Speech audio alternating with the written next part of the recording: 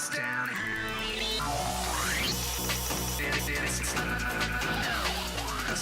Destroy idiots here in the underpass.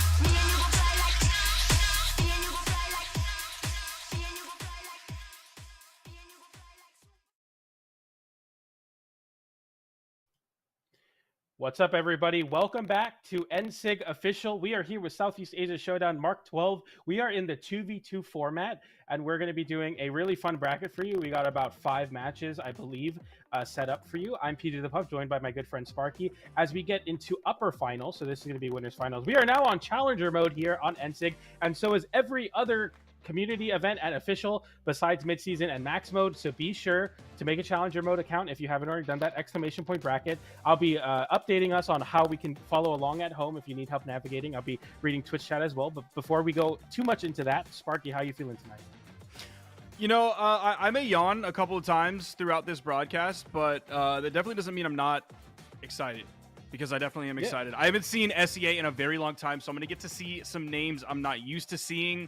I don't even remember the last time I did an SEA tournament. It has been more than a minute. So I'm glad to see, like, obviously we have recognizable names. We still have Poe, we got Vortex, we got Keith, we got FXL already in the lobby right now. So, like, I'm seeing the names that I'm used to seeing, and the names that I see, like, pop up on the clips that come out from after all of these SEA tournaments that happen. So I'm finally going to get to see them live and in living color. Maybe not in person, but the next best thing. Yeah, absolutely. And it's going to be a lot of very, very fun matches. Southeast Asia, one of my favorite regions. And I personally don't remember the last time I commentated 2v2s for Southeast Asia. So it's going to be really fun for me as well to kind of figure out what's going on there. Of course, we've seen crazy meta shifts, but I feel like sometimes Southeast Asia can find itself in a pretty interesting time capsule where they kind of do their own thing. They have consistent players that are kind of at the upper echelon where you're seeing top 4 kind of reoccurring faces, and they're pretty locked in on the legend picks that they stick around with. We saw a lot of Sword in the previous Southeast Asia Showdown Mark 11, a 1v1 bracket where I believe a Sword player won that, but I think that was before the big nerfs that came into Sword. So we're going to be kind of seeing how much the meta catches up in Southeast Asia. Really fun region to be in, so I'm really excited for that. We got our first match, though. We got a winners finals. We got the first team, which is going to be Poe and FXL versus a very, very strong team in HRZ and Keith. So I'm going to be really excited to see how this matchup plays out. How are you feeling about it, Sparky? Yeah, like Poe and FXL kind of exploded onto the SEA scene. I'll say kind of exploded onto the scene, at least like in my mind, from my point of view. Like, I'm sure these players saw the gradual rise, but in terms of like tournament placements, like Poe and FXL came out and were like, oh, these are the new guys. And then we still have the same guys in the scene, like Vortex and like Keith. They've been around for a long time. Guys like taxiivation, who have been around for a long time. So, like, I don't want to call like Poe and FXL new, because like they've been around for a while, but they were kind of like the next group of people that came in after the taxiivations, after the Vortexes, after the Keys, kind of all of that. So it's new, but new with an asterisk. Yeah, absolutely. And we have on the other side, you know, Keith and Vortex, 2 very strong players in Southeast Asia and kind of mainstay names at this point. So it's going to be exciting to see kind of the new era versus the, consistently around era for sure. We're getting into game number 1 here on Demon Island to start us off. We got Chun-Li and Zol versus, is that Teros and Kaya? So we have the kind of Lores team comp. That's going to be exciting to see what their take on that is on the blue team. Yeah, we have super 2v2 meta picks here, except for kind of the Zol. It's not like it's something that we never see, but it kind of takes a rare breed of player to bring out a cannon these days, and especially the Zol. Yeah, and if we see Cannon, it's definitely going to be on the Onyx. But even then, you know, with Onyx facing quite a bit of nerfs in both weapon and signature kit, it's difficult to say if we're going to be seeing as much strength, especially without a Wushang. But there we see a Sai signature find its connection. Keith gets the nair there on the hammer as well. That's a weapon that's in good graces of the meta right now for sure, as FXL takes so much damage and Poe's the first one to lose their stock on that Zol. Yeah, I swear I see hammer clips like every other day of just the massive damage build, the ability to string move after move, like your edge guard potential. Big side air. Okay, that's going to put Keith on his second stock. Not enough with the D-Light Nair to take out Vortex off the top. Even with all that Zol strength, that is the defense of Kaya coming into play here with a little bit of help from the Demon Island. Yeah, it's definitely, you're very happy to pick the Kaya, especially for that defense on Demon Island. We see a immediate kind of stock getting taken there from Poe getting the downlight into Nair. Close out that stock. That still remains true. It's a little bit laggy if you miss that down air, or the downlight there. And we saw Keith charging up that ground pound Poe, getting such a clutch Nair to get that exhausted, even with exhausted no options, he got the chase dodge back to the stage. Vortex gets a recovery into FXL there. Keith, nice side air, but Poe, I mean, he's kind of out of commission here. And yeah, that's out of a stock as well. Yeah, that was Keith setting it up with the big hit from the middle on the action Taros there. That set it up for the edge guard so the Vortex can come in. Ooh, good job of Keith for getting immediately out of that dare that hit his teammate. Set up for the team combo here. This is beautiful. I don't know if that was the goal. Maybe the down air caught on like the wrong side, so it sent over to the right away from his teammate, or if like the weapon toss after that was meant to lead into something. Not really sure what happened in that 2v1. Maybe GCD light potentially to try to scoop up off of the recovery might be my best guess, and maybe just no dodge getting pulled out. But nonetheless, I mean, they're they're in such a strong spot here in that 2v1. Oh, yeah. Gets the NSIG to close out the game. That's Vortex and Keith with a very dominant three-stock start. Unfortunately, Poe, they're kind of taking the brunt of the abuse early on. Made it kind of difficult for the red team to get things going. You need that Zolt to start getting that big damage, getting those early KOs, but we just didn't see that there. Yeah, and you're looking at the damage numbers on the other side, and you're seeing the big work coming out from Keith, of course. The Taros, when you see him in the game, you know he's either going to be taking stocks or he's going to be adding up a lot of damage very quickly. That game, they split kind of the stocks right down the middle. It was 3-2 because there was an accident that happened on the blue team, or sorry, on the red team. But other than that, he was doing 669 damage, so by far the most damage in the game. I think he put out more damage, I don't remember the exact numbers, than the entire red team did together.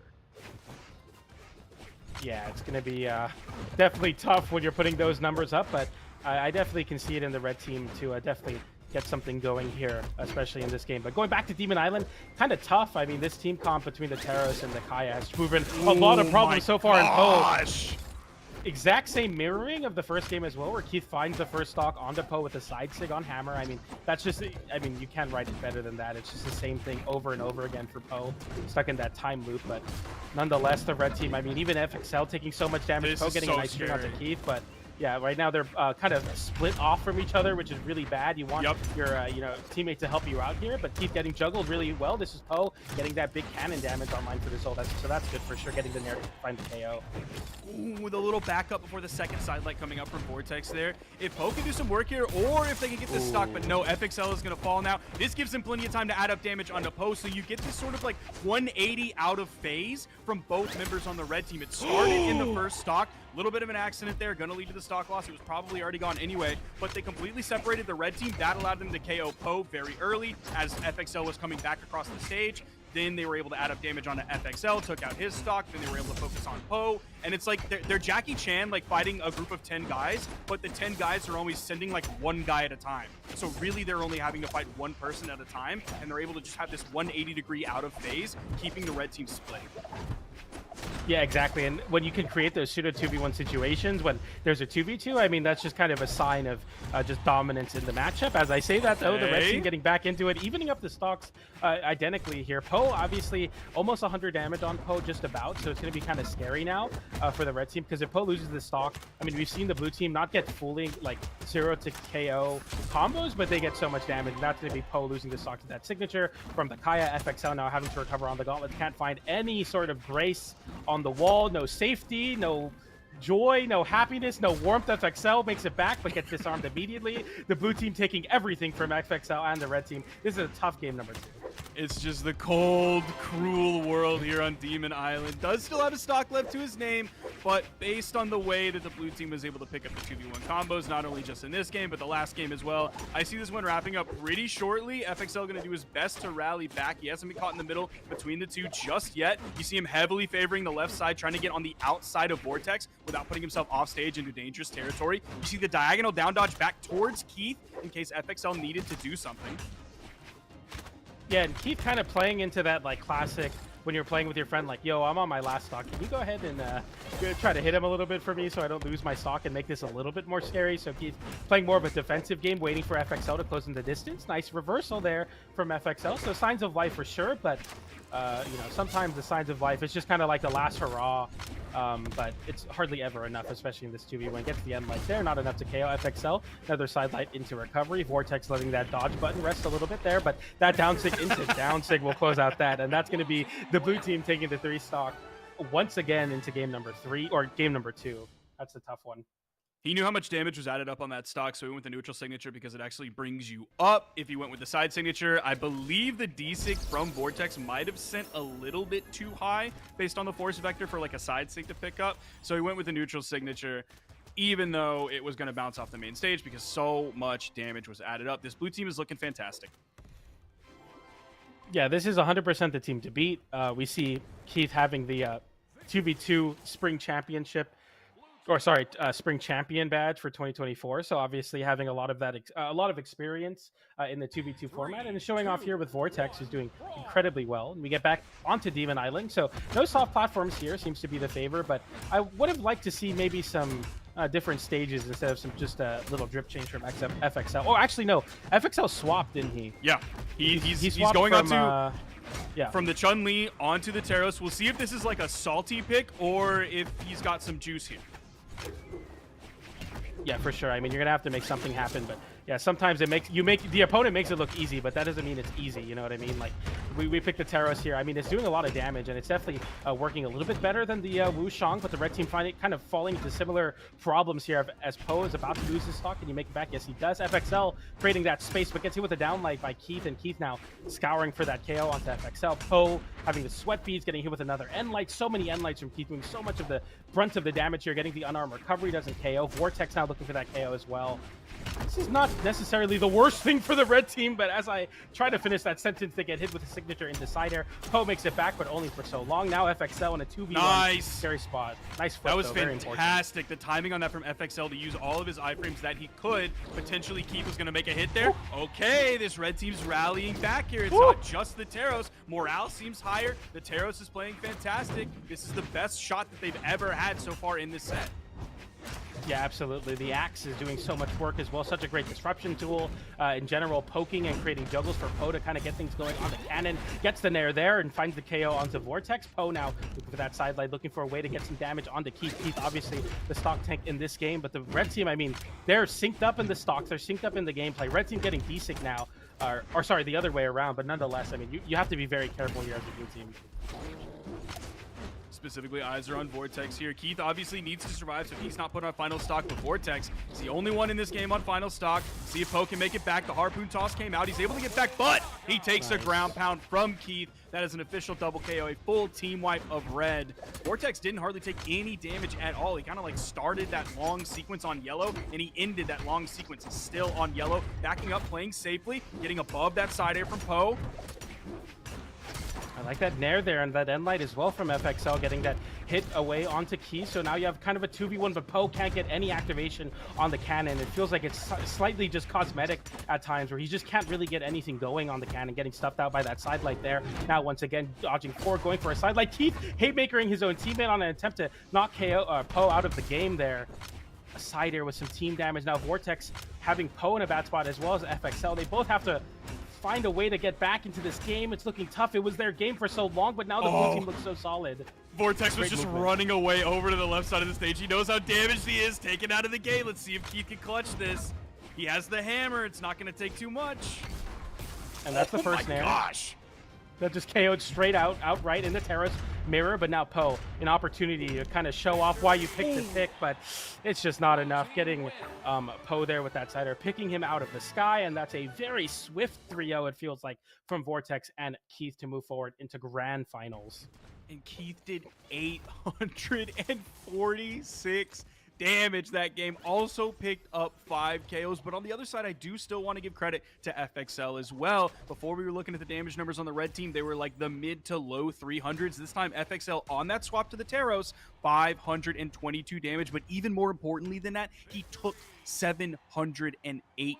So he was taking damage, but positioning himself in such a way that they weren't either like big KO moves, they weren't signatures, or if they were KOs and signatures, he was in the right spot to not get sent in the blast zone. Like if it's a big side air sending from the right side of the screen all the way to the left side of the screen. So he's positioning himself very well. The swap was clutch. He did a great job with it. It's definitely not just like the salty swap onto like, okay, you're going to play Taros and hit real big. I could do the same. Like, no, it was great. And even Poe stepped up that game as well. He also took 677 damage. So they didn't make it easy. Even though it was a 3-0, they didn't make it easy for Blue. Yeah, absolutely. So it's cool to see them kind of rally in that last game, but sometimes it's just not enough when a team has that much confidence, especially moving into game three. Hard to say if they were going to be able to reverse 3-0, but we will never know because they didn't. Unfortunately, they didn't win the game there, so they're going to be sitting nice and comfortably here. They're going to have a long break and kind of be able to, strategize, especially as the elimination side of the bracket catches you up. So now is your opportunity to follow along with PJ if you'd like to. Exclamation point bracket. So this is where I'm at right now. I see the tournament screen. I'm on the bracket tab. I hit lower bracket and I'm on tab number 8. And that's going to show the rest of what we're streaming in this. You can also click the matches tab to see whatever matches we're going to be on stream as well. Just look for the camera sign that's next to it and the blue tab saying started. So definitely check that out to make sure you can watch along or follow along in the bracket. I'll be doing that periodically as we all get used to Challenger mode. And if you haven't already, please do make a Challenger mode account. Link your Ubisoft account. All community events moving forward will be on Challenger mode, as well as officials, except for midseason and max mode, which will be in a weekend, I believe. But nonetheless, make sure to do that and lock in here on the bracket. So it looks like we're going to be moving on into the elimination side. How are you feeling about SCA so far in 2v2s? What do you think about the first match? I mean, I'm liking it. It's kind of what I've expected going into this one. Seeing Keith and Vortex always doing well. They've always done well in this region throughout pretty much the entire time that I've known about SEA, pretty much since the beginning. Keith has been there and Vortex has been there, and they've been doing well. They've done well in 1s, they've done well in 2s. So yeah, it's just kind of what we expected. We're seeing some solid meta picks coming out. The Chun-Li, it can be tough to play gauntlets in the current 2v2 landscape, especially when you're bringing out stuff like the hammer, like Taros. I don't want to play gauntlets into Taros, man. That's just really tough, and that was evident by the Chun-Li gameplay that we saw. Not really much of a difference maker. All of a sudden, you swap over to that meta pick, to that Taros, one of the best, if not the best legend in the game right now, and that's where you can really shine. Yeah, exactly. And I think, I kind of expected SEA to kind of pick more of the off meta picks they're known for, but it makes sense that in 2v2s it kind of condenses everyone and it's kind of like, all right, we see what is good, we see what is strong, but nonetheless it's really cool to see, like you were talking about, a team that's been so consistently solid continue to perform no matter what the state is. You're going to see Keith and Vortex on the top of that SEA 2v2 action. We are going to be moving over once again into the elimination side of the bracket if I'm following along here, but we have Plume in the bracket right now. So I want to give a quick shout out to Plume, one of my favorite players, a Thai player. I myself am Thai, so it's really cool to see that. It's one of my favorite reasons to commentate SEA is because of the fact that a lot of the players are from places that, my family's from. So it's really cool to see that. And Plume is one of my favorite players to watch. So I'm really excited that he was able to make it this far in the bracket so I can commentate him. Well, we have some MENA players today. That was Poe and FXL. Like maybe we need to get some Lebanese players, and then I can feel like PJ does. Yeah, that'd be sick. I know we saw kind of SCA versus MENA in the previous set. And once again, MENA, the cross-pollination between MENA and SCA can't be understated. They're the two regions that definitely battle out, especially here in SCA Showdown. So, yeah, we got to get some Lebanese Brawlhalla players up in here for sure. So, yeah, we're just waiting on the other team. PJ, you have the setting on Challenger mode enabled where you can see who is on the other team. Who is on the other team? Let me see. I see Sakuya 2502 and Aurora. So, or Mr. Okay. Okay. So this is interesting.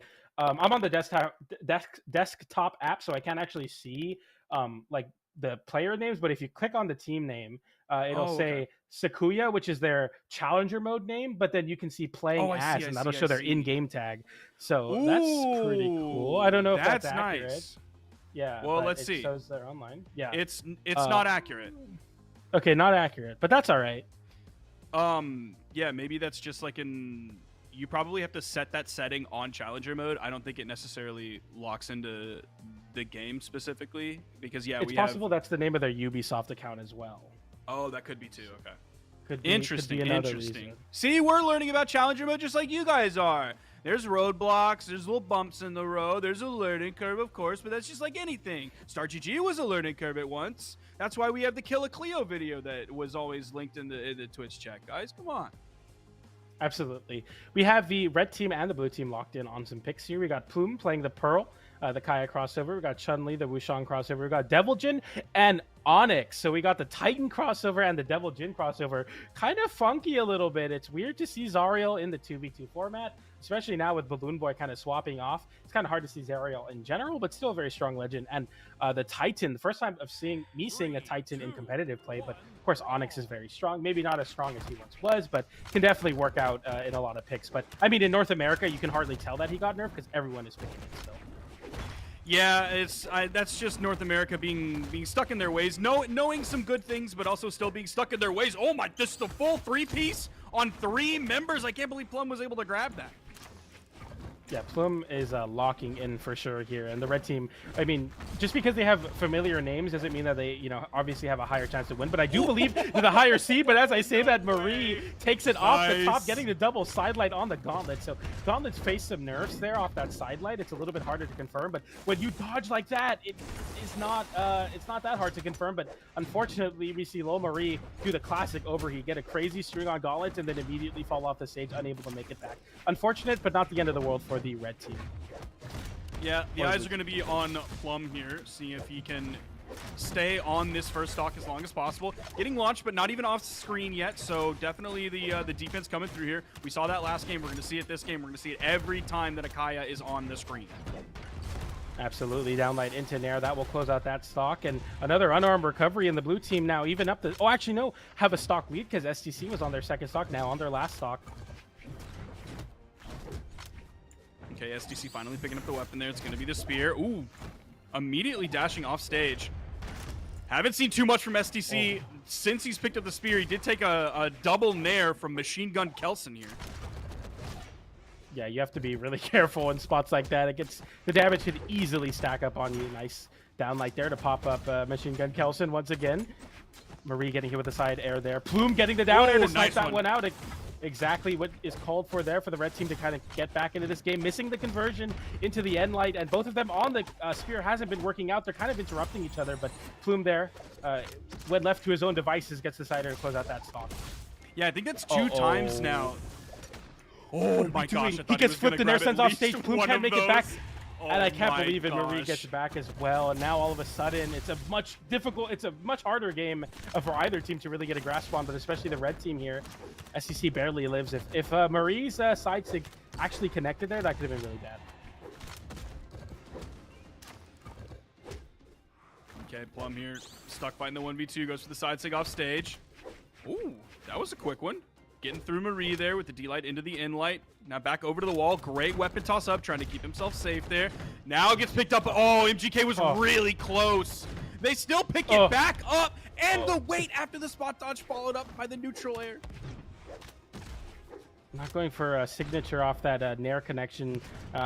Interesting choice going for that side light, but nonetheless, the blue team seem to have a solid control here, but you can never count a Plum out. I mean, Plume can definitely make this happen. Going for a random signature there. It didn't connect, but no one was in the neighborhood to punish. I'm trying to say weapon toss into Nair there. Sidelight into endlight into signature. That will close it out for the blue team. Who, I mean, that was a very shaky game on who was going to win that one, but the blue team sees control and take game. So there were 2 different times where Plum and STC were kind of set up for a 2v1 combo, and it was on MG Kelson both times actually, and it was one hit. I can't remember if it was if the first hit was from the same red team member, and so the follow-up that came after. Dude, I hate the heart balloon. That's gross. Sorry, that's distracting. Heart balloon. Yeah, that's it's got a vein in it. That's gross, man. Okay, dude, back on track. They pump blood, so. Back on track. So they weren't able to pick up the 2v1 combo on MG Kelson 2 different times. And they were really set up for it in that moment. And one hit came out, but the second follow-up hit didn't come out. It got dropped twice by this red team. And that worries me a little bit because you saw from the blue team, even if they dropped their 2v1 combo, which they did in the end, they were able to pick it back up and keep the momentum going. Yeah, exactly. And also to do a quick update here. So their tags are Sakuya and Arrow. So Sakuya is the Onyx, or Machine Gun Kelson, Kelson as we've been calling him, and then Lomari is Eero. So Arrow and Sakuya Looking at some of the damage distributions here, Sakuya did 452 damage on Cannon and 27 on Gauntlets. So it seemed like Sakuya was definitely leaning into the Cannon play there, but Arrow having a much more even split down the middle. On the other side, we had La Plume, who had 566 on the bow and 62 on the spear, which makes sense to me. SCC also couldn't get any spear activated. So if I'm the red team, maybe I'm swapping off these legends to drop spear, because it didn't seem like the spear was getting a lot of success. A lot of the time there's really big differentials on how much damage they're getting dealt when they had the spear versus how much they were able to do. So kind of tough to say, but nonetheless relatively even in terms of the damage, 990 versus 847. Nonetheless, we get into this next game. Gonna see who is able to take it here, and so far Southeast Asia Showdown has been all on Demon Island. So. Yeah, they are really liking this stage, which in 2v2 I can kind of understand it. I like a Miami Dome here and there. Those are some soft platforms that I enjoy, but this is not a bad stage whatsoever, especially if you want some runway, which, like, if you're MG Kelson, then you're potentially looking at wanting some runway when you have the cannon in your hand. Nice side signal nice plum. signature. Unfortunately, didn't have enough strength on it to get the KO. It's still important to get that disarm. Having an opportunity to kind of make someone a little bit harder, getting a little bit of a KO steal there, but a side stick comes out and gets immediately traded away by Arrow there to close out that stock. Now Arrow getting some team damage onto Sakuya. SCC makes it back to the stage. Plume now getting the sideline into the weight, tries to get a punish on that neutral dodge, doesn't find it. The Nair will close out that stock onto STC though, and now the blue team, I mean, have a slight stock lead, but it can get scary. Nice big double damage there, getting that double credit for hitting both of the players on the red team there. And that's a lot of damage to start off this stock for MGK. Lola Marie gonna be falling there. Let's see if they can pick something up. No, they don't get it again. They didn't. At least this time it didn't get started and then it fell apart. It's just kind of never got started this time. So again, they're really not able to capitalize on these 2v1s just yet. We still are, like, quote unquote early in this set. All is not lost by any means whatsoever. But the fact that they haven't found a way to bring that together, that worries me for this red team. Yeah, absolutely. And I mean, this is definitely a more put together game, I think, from both of the teams, especially when both of them have that advantage state. We see that there with the unarmed side air. Doesn't find a KO, but puts MGK in a terrible spot. MGK still having a weapon is so crucial. The side stick comes out to get the punish onto SEC, who tries to hit Lol Marie with a little bit of damage there. And now MGK avoiding all of the damage from Plume, as Plume has once again been struggling to find activation on the spear. The weapon toss clips his own teammate. The unarmed side air doesn't KO. Nice. Can you make it back? Now they can, and neither can either of them, as that's a double KO going over to La Plume, the only player with 2 stocks remaining. Yeah, Plum did a great job there with the ground pound. Knew exactly where that recovery on the cannon was coming out from MG Kelson. Fantastic timing on it. Great response. Recovery from La Plume. MG Kelson kind of trying to get some damage, but stuck in the corner. The weapon toss comes out. It's Sweat Beads. Can you make it back? Yes, you can. That was really clutch to go off stage from the Devil Jin to create some space for a teammate, but SCC keeps it going in a major way. The M-Sig comes out, hitting MGK. Get another M-Sig from STC as they are kind of getting split up in a big way. The red team coming back, but that team damage is crucial. And that was No after punish, Lola Marie dropped the D-Light recovery true KO combo, and still the signature from STC came out and got the team damage onto La Plume. Okay. Both of the blue team members definitely looking scary here, as a stray signature from either player on the red team can be the end of their stock. The down air into weapon toss will be enough to do it, and gets a punish with the unarmed D-Light into recovery. And unfortunately, you take out the player that had 2 stocks, so this is still a 2v1, and it doesn't even matter. It's SEC in the 1v1 in the gauntlet mirror getting the cider, close out that stock, and the red team taking some big improvements in that game and taking the game over the blue team there. Yeah, that was definitely Plume really coming through here. Ended up grabbing 4 KOs that game and the most damage in the entire lobby, 678. So that's big work coming out from the Pearl. Yeah, it's... And something I want to note for sure is that we saw the spear coming out from La Plume and doing a lot more damage. 190, still a negative deficit in terms of what you're dealing from what you're taking, but I mean, it definitely still worked out as they were able to take the game there. So it's cool to see that for sure. As we get into this next game, I mean, we're not seeing any legend swaps, so it looks like everyone's locked in on their picks for sure. But I mean, maybe a map swap, I guess, when both teams win a game on Demon Island, no one wants to switch, or maybe no one wants to switch in general. But yeah, I kind of want to see a change of scenery to mix things up. But I mean, the players don't need it. I don't need it. You know what I'm saying? Yeah, maybe we'll get some of them in the later games, or we'll just sit on Demon Island. Like we've known regions to just sit on. Oh, nice ground pound. The like final hit of it. If you actually did the grab with it, it only hits one person, but the final blast can hit multiple. Yeah, those arrows definitely do fan out at the end of that. The down air comes out. LePlume somehow making it back with the sweat beads. No one is able to tap in that KO. The recovery comes out from SCC. The down stick hits LePlume, and LePlume gets hit with another signature. The side stick comes out, and the projectile nature of that side stick sending MGK to his own teammate. The side air comes out, but it doesn't send anywhere as it bounces right back off the stage. SCC makes it back. LePlume makes it back as both the blue team members try to close out the stock on SCC, but an unarmed D-Light into GC and Sig will close out that stock. The ground pound not connecting. SDC Dude, holding on that's here, but two times that SDC has had to use his dodge to either get through like a weapon toss or a move or something else that came, blow all of his movement options, and touch the wall, and he still gets back. Even though there were two blue team members, he did it once on the left, and then he just did it on the right, and was still able to get back. That's a little bit of a failure from the blue team, the second blue team member, to then clean up that edge guard. Oof, another team damage there, and I kind of you definitely hate to see some of that like disorderliness from the teams where they kind of hit each other in the middle of the team combos. They have to cut them a little short so you don't do too much damage to your own teammate. And you have so much potential, especially on Kaya and Titan. It's definitely like, man, I wish you got that KO there, especially for the blue team. But the red team will take that in stride. The side sig will come out and gets the recovery onto MGK as well. The side light doesn't connect off the side air. That would have been a really big pickup. But I mean, it's kind of chaotic in the center of the stage right now. Everyone is just going blow for blow. They're just trading as much as they can. The ground pound hits your own teammate. MGK in a terrible spot. Can you make it back? Another ground pound, and actually KOs from screen to screen from onto the plume. So that's unfortunate for the Renzi for sure. Oh no! They played chicken, except I think only Lola Marie was really playing chicken and ended up straight up falling into the blast zone by holding the down signature. That's crazy. Sometimes being quick to the draw will win you those situations. Nice nair to ground pound from LePlume. You're able to make it back there easily on the Kaya bow recovery. But now the GC Ensign comes out, and all of a sudden we're taking quite a bit of damage. Some sweat beads. You go for your last ditch option, GC sidelight to get back to stage. It works out, but it can be very scary versus this red team. Yeah, I think Lola also saw the red team member was in sweat beads as well, and so he felt safe going in with the GC D-Light, maybe turning it into something else, maybe potentially forcing the edge guard, or the red team member would just fall into the blast zone and lose their stock. But the red team, man, they're doing a great job here. They did a great job fighting back, and it wasn't just Lola Marie holding the D-Sig and falling into the blast zone. Nice recovery from LePlume.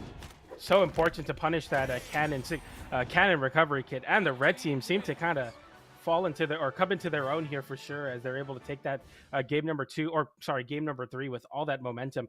They felt kind of unstoppable in a lot of spots. I feel like the red team were definitely more concise of a team in advantage state. We see the blue team kind of hitting each other a lot, especially in that 2v1 combos that we see set up. So I mean, those mistakes against a team like the red team will definitely cost you games.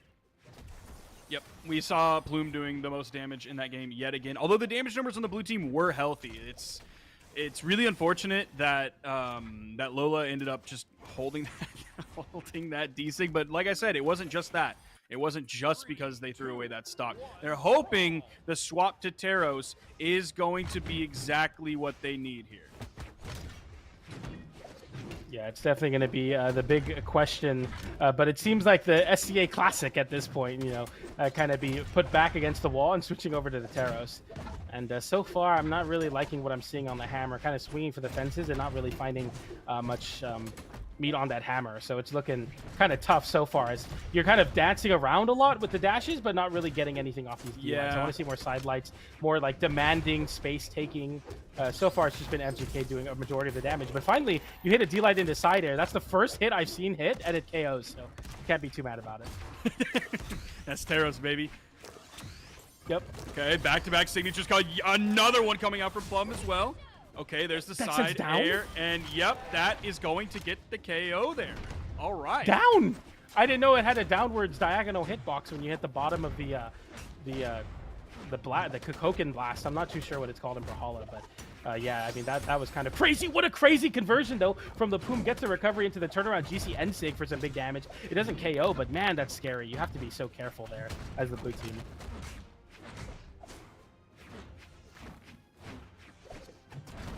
Yeah, weaving in and Lola out is here. playing a very interesting Taros. Seemingly like a little bit lost, like has a little bit of swagger there. It's almost like Lola knows what you need to do, but like the execution just isn't quite there yet. Yeah, I definitely have been in this situation where you swap to Taros after maybe your teammate or somebody tells you to, and then you kind of like flounder in a lot of these opportunities. GC side sig as a creative way to put yourself in the corner so that you can avoid some of those hits there.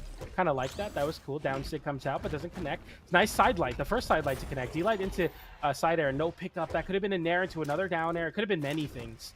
Many wonderful things, but we don't see any of that. And now the red team find their footing once again back on the stage. As we see MGK trying to get some big damage there, but the Taros is once again swinging with these down lights and not fighting on anything. And yeah, STC on the other side. As you know, when your teammate's kind of floundering on the stage, you don't really have a teammate to help you get out of those combos. And as you said, juggled to lose that stock. Just barely getting away from the neutral light. Now started the hit with the neutral air. Another neutral air coming up from Plume. Oh, this could potentially be it if MGK can't do something big here. Nope. Lola Marie gonna fall out of the game. It is up to MG Kelson for even a singular hope of getting out of this set alive. I don't know any motivational ghosts like sayings to the Guardian, but I don't even think that would have helped there because the side light into recovery comes out. Look for your light, Guardian. Turn on your light, brother. Turn something on. Turn the monitor off or whatever. Turn the TV off. That's what the kids say. And yeah, because that's going to be you unfortunately bowing out of the tournament, but still really great showing. Taking game number 1. They look so confident, so calm, collected, but then moving forward, it was like the red team just kind of got more solid. Plume kind of found their footing on the bow specifically. The spear came in really, really clutch in a lot of spots for Plume as well, closing out edge guards, and then it just became very, very tough. So nonetheless, a good showing from game number 1, but just wasn't enough to really keep that momentum going. Yeah, it was definitely Plume like taking a massive step forward and doing most of the damage pretty much every single game, picking up a lot of the kills. Even that last game, picking up 5 kills and 761 damage done while only taking 325 damage. That is very, very little. Now, part of that is just being evasive. That's using your dodge at the right time. That's interrupting your opponent's strings. That's like dodging in the right direction so that they can't get those non-true follow-ups. But then also on the other side, it's STC taking 645. Even though STC put out under 300, he was still kind of flying around the stage, acting as bait, saying, "Oh, come hit me, come hit me. Oh, you hit me. Oh, ow, my shoulder hurts. Oh, come hit me again, come hit me again." And then meanwhile, like Plum is just in the background, neutral air over here, side air over there. Boom, here's this. Boom, here's that. Oh, I'm gonna pick up 2 people with the like second hit of the bow recovery. Boom, here's this. I'm gonna hit 2 people with a bow ground pound. And so he's able to do his job while STC, at least in this game, in this final game, was doing his job of acting as that shield, acting as that sponge who can just take the punch over and over.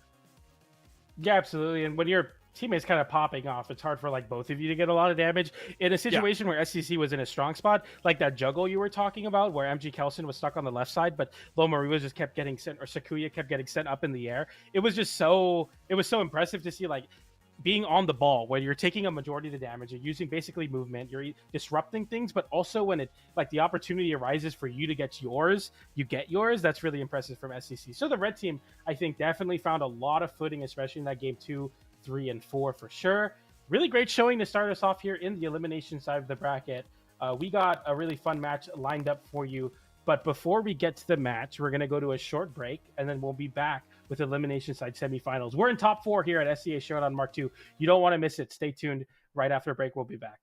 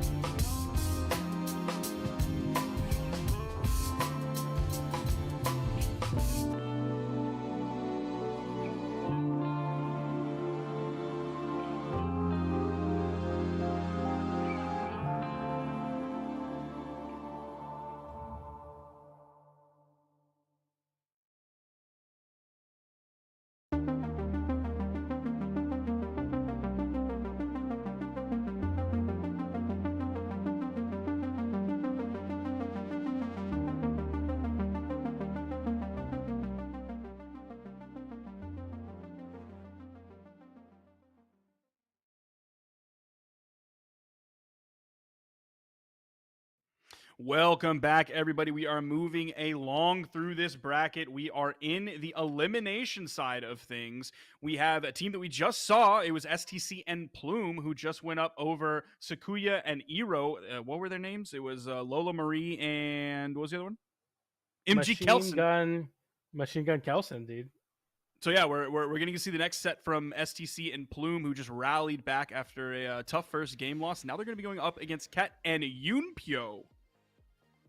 Yeah, so Ket and Yunpyo, aka Tax Evasion, and Yunpyo. Oh, it's so Tax it's just Evasion. Yunpyo. Yeah. It's Tax Evasion over on that Chun-Li. That's why 2v2 Winter Champion 2025, as well as level 100 Chun-Li. So that's for sure going to be Tax Evasion. And then on the other side, you got Yunpyo. On the Red Raptor, we got some orb gameplay. I'm so happy right now. You can't really see it because I have my caster mode on, so I can't show that much emotion. But I'm actually very excited for the orb pick. PJ the Orb player, I love to see Orb, especially in the 2v2 format. And Red Raptor is a pick we don't get to see all the time, so definitely welcome for the mix-up here. And a mix-up of stages as well. The blue team This is crazy. You love to see it. SEA is going wild mode right now. Also using a sidekick I've never seen before. The little guy in the back has got little drill hands. I've never seen that guy before. I didn't think he existed.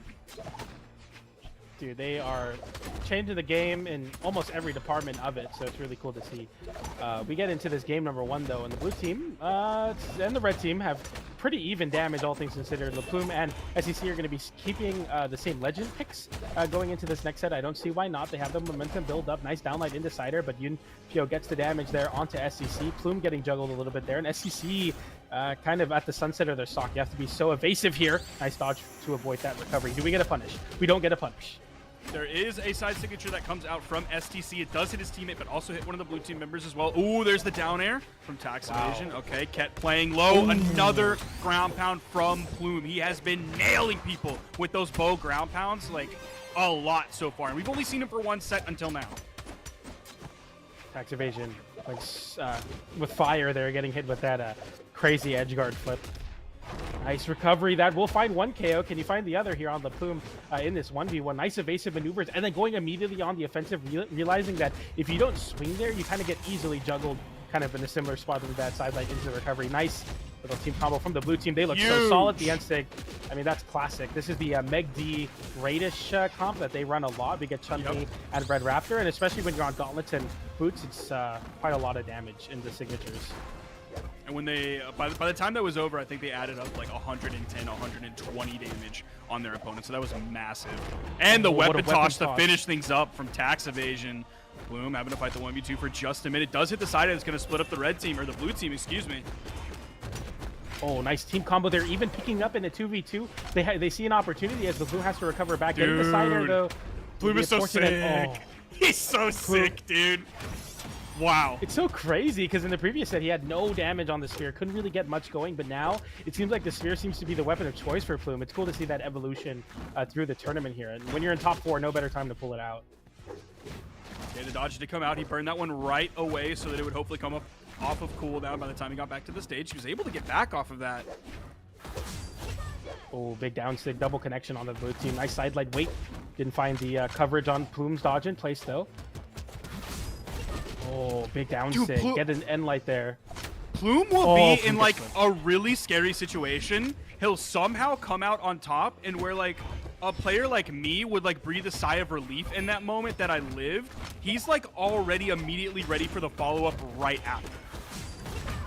Oh, look at that team combo with the motorcycle too. They're crazy with it. And that was I was talking about swapped. Position swapped and different weapons. We don't see Orb getting a lot of the love in those really extended 2v2 combos. It's more of like the supportive continuation tool, but on Red Raptor, the signature hit is so important. Okay, there's the ground pound. Getting back on the stage, huge side air. Now it's just a 1v1. Plume does have a little bit of a health advantage here. Okay, there's the sidelight there that's going to take it away, and that's going to disarm. Tax Evasion now with the weapon advantage. Oh, just barely getting through that side air. Ooh, control of the weapons. So well here. It comes down to this.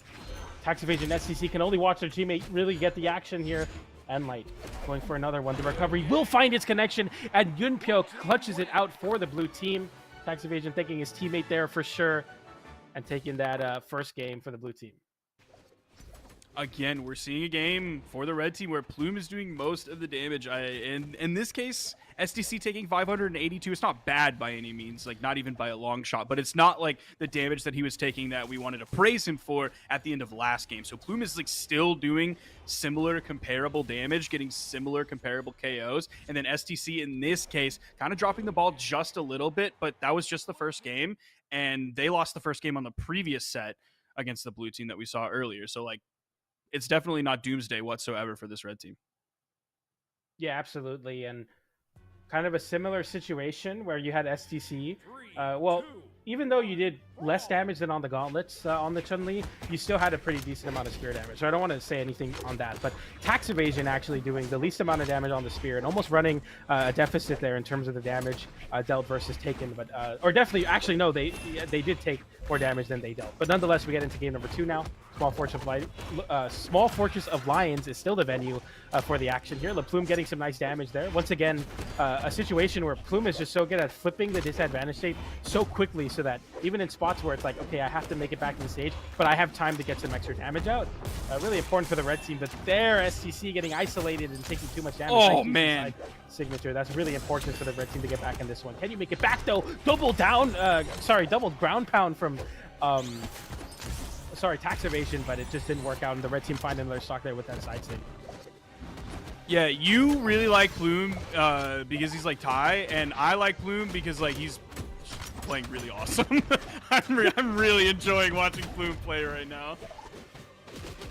It's really cool to see. Sometimes when a player just seemingly has no fear in a lot of spots, like Plume's like, I'm just gonna go for it. Like once again, in situations where me and you would definitely like have to take a second that's to scary. kind of compose yourself, Plume is still able to get these big opportunities. Gets another ground pound, 3 ground pounds to close out that stock. Gosh. To simplify it.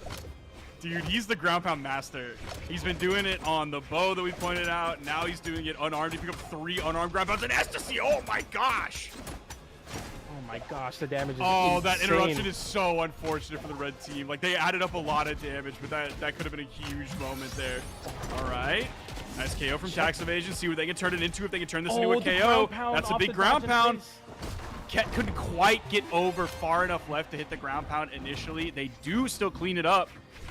And everybody's on final stock, BJ. Yeah, for as much as the red team were playing very impressively, nice.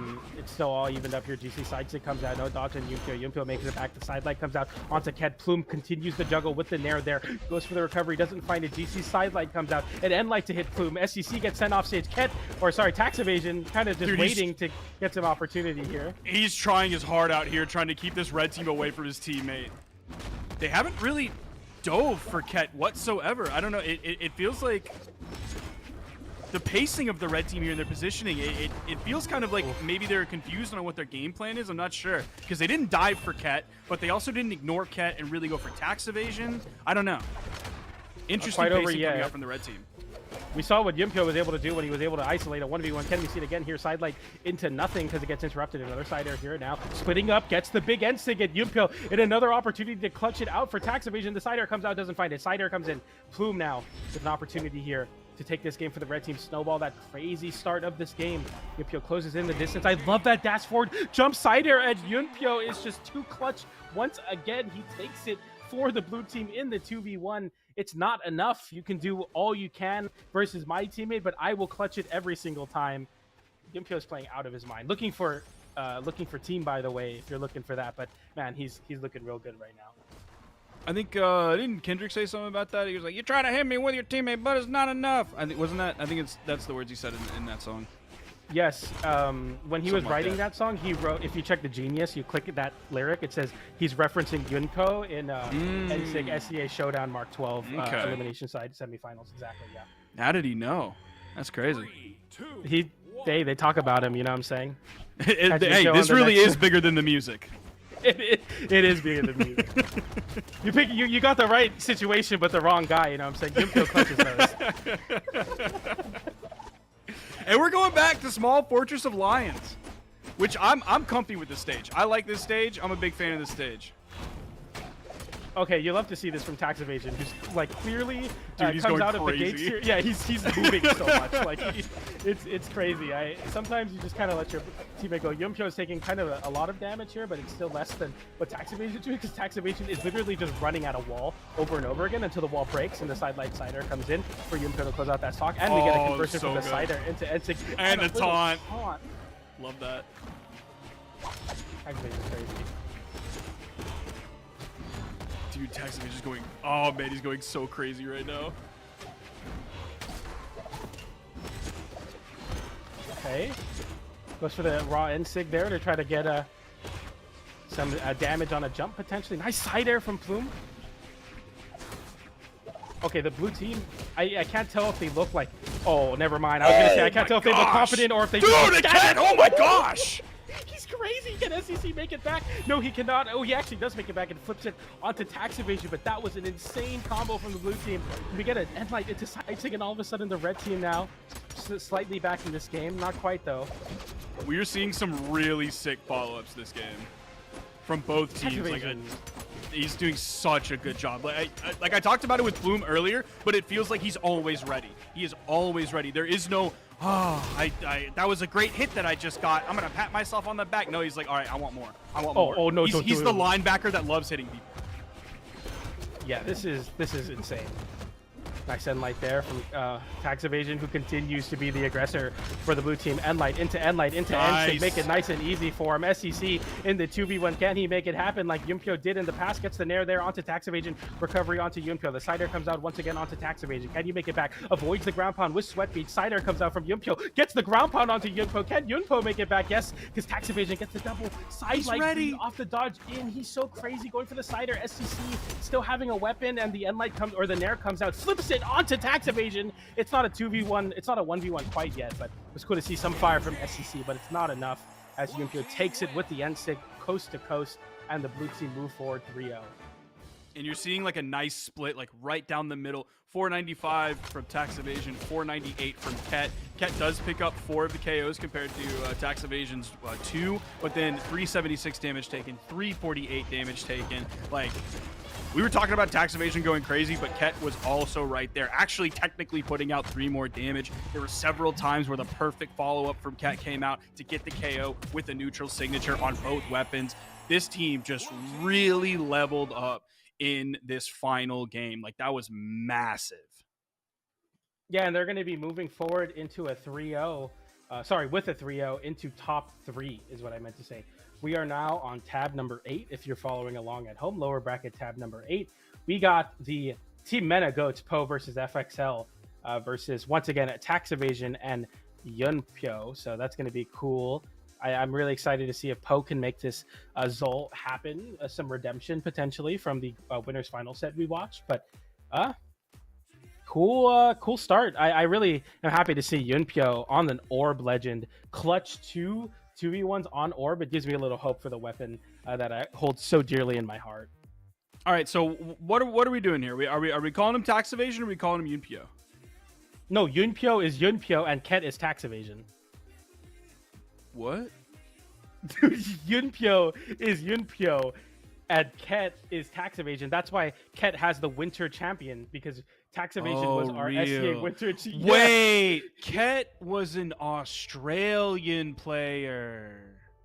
I think this is true. Oh. Okay, taxiivation locking in here so that Sparky can give the flowers to the right person. Thank you, taxiivation, for swapping the name back. We appreciate you. Okay, don't act like I'm a crazy person when you do another name of a real player that I've done commentary on for years.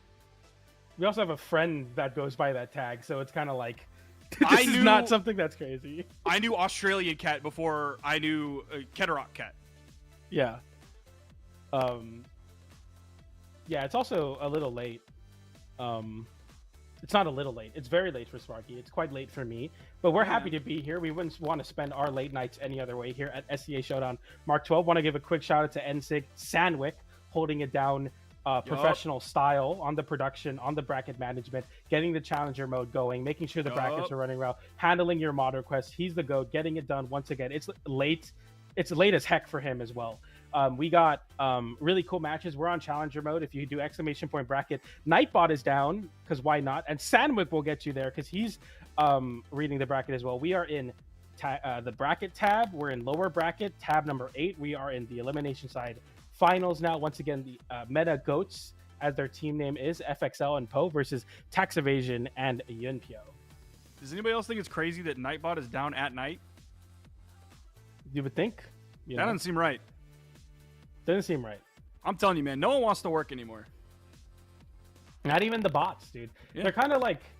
It was a subplot in Rogue One, okay, where the droids kind of, fight for rights, and then I think Lando falls in love with the droid, and then the droid becomes the ship. So Lando has like a pseudo. There's no way this is real. Face. You're lying. It is real. It's sad. It's sad You're because lying, I'm being so for real right now with like my whole heart. I'm a huge Star Wars fan. I'm not lying. I don't know anything about Rogue One except there's like a podcast I think called Auntie Donna. Oh no! Sorry, I'm so sorry. It's not Rogue One. It's the Solo movie. Han Solo's origin movie. My bad. But yes, continue with what you were saying. The only thing I know is because Ben Mendelsohn is in Rogue One and he has like a funny voice, and so they do a funny voice of Ben Mendelsohn where they're like, "G'day there, boys. You haven't been talking to the cops, have you, mate? You haven't been talking to the rebels, have you, mate?" And then it's just I think voices are funny, so it always gets me. That's a classic for sure. We have don't say it like that. Don't say that's a classic for sure like that. Don't say it with that tone. Don't patronize me like that in front of the good people of Southeast Asia. Yeah, Southeast Asia gang. It's really cool, right? So I watch a professional league team, Los Ratones. Okay.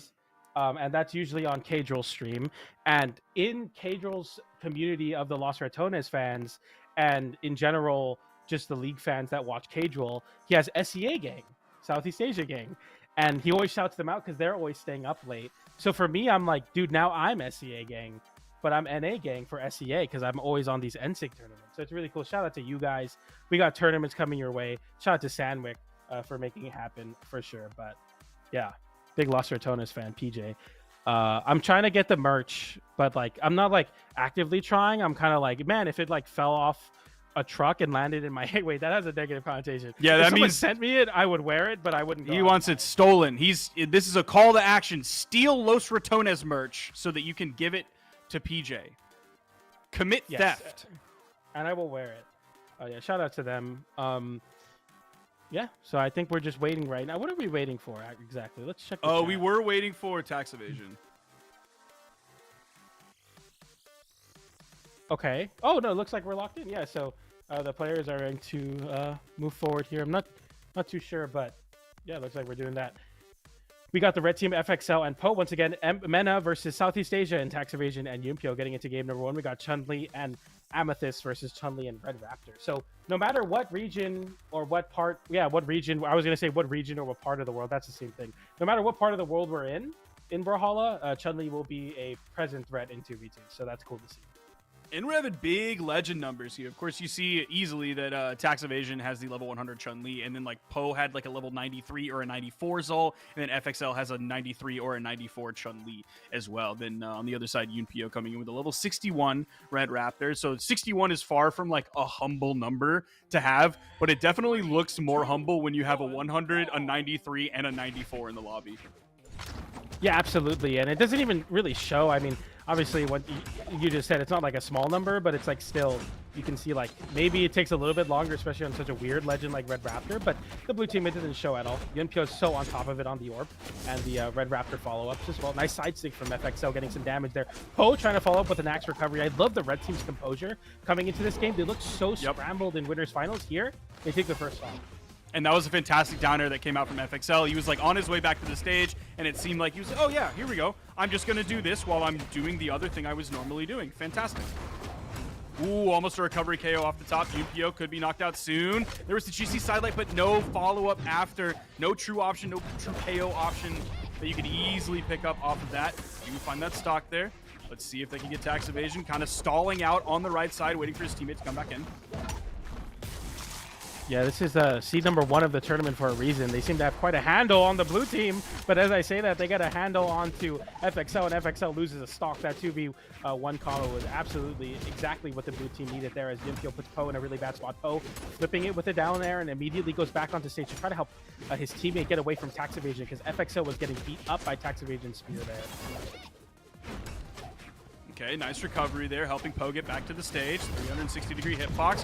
These spinning bird kicks, you're hearing them come out. This time, FXL makes contact. Poe gonna get back to the stage yet again. See if FXL can turn this into an edge guard. No, Yunpyo gonna completely disengage. Another spinning bird kick coming out. Nice headlight there. Yunpyo avoids that side air, which could have been really crucial for the red team. Goes for a side light, hits it, doesn't expect to go, but goes for another side light. It whiffs, but doesn't get punished.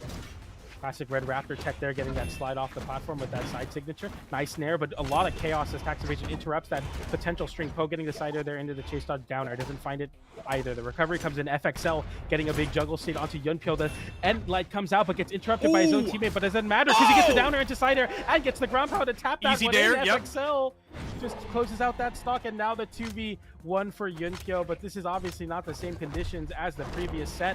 Maybe could be for Yunpyo as he gets the haymaker there to connect. He flips it there as well, and now FXL in a bad spot. You have to avoid the side air. You do avoid the side air. Great recovery. Goes for the ground pound there.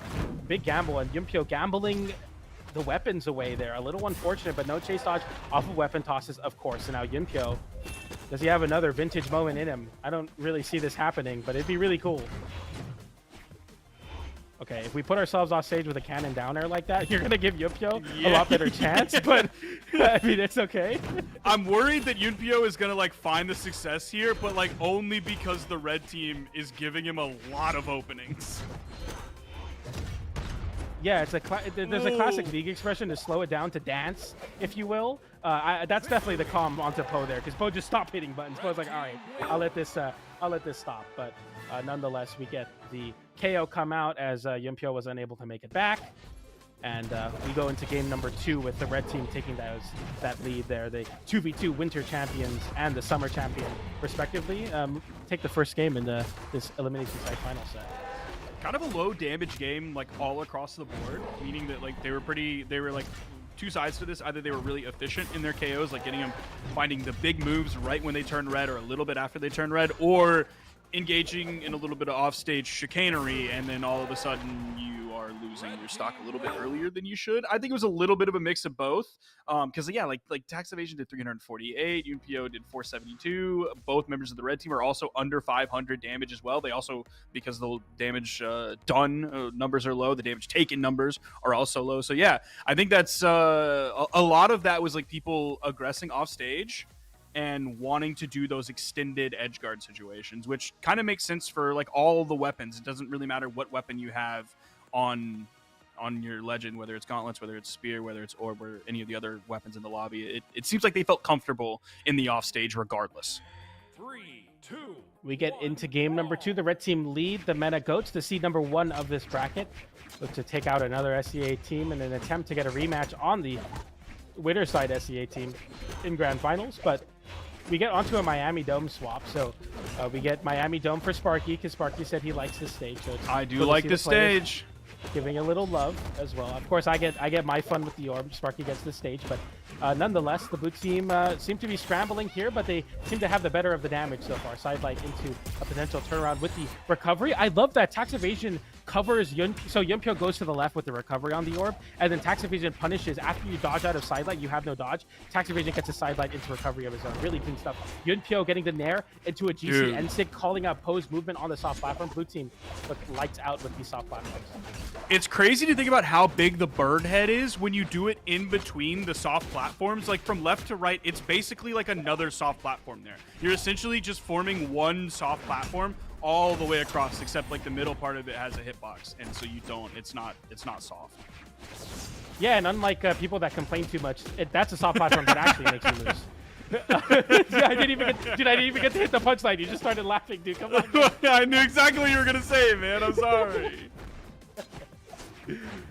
It's a hard platform. That's a good one, Conspiracy. Thank you. Appreciate you. Ensig comes out there onto tax evasion. Yumpio gets the weapon toss as well. The recovery comes in. FXL closes out that stock, and now the side light into down light. Tax evasion in that 2v1, but doesn't take any damage, so you're definitely happy as tax evasion. Yumpio lands back down with an orb.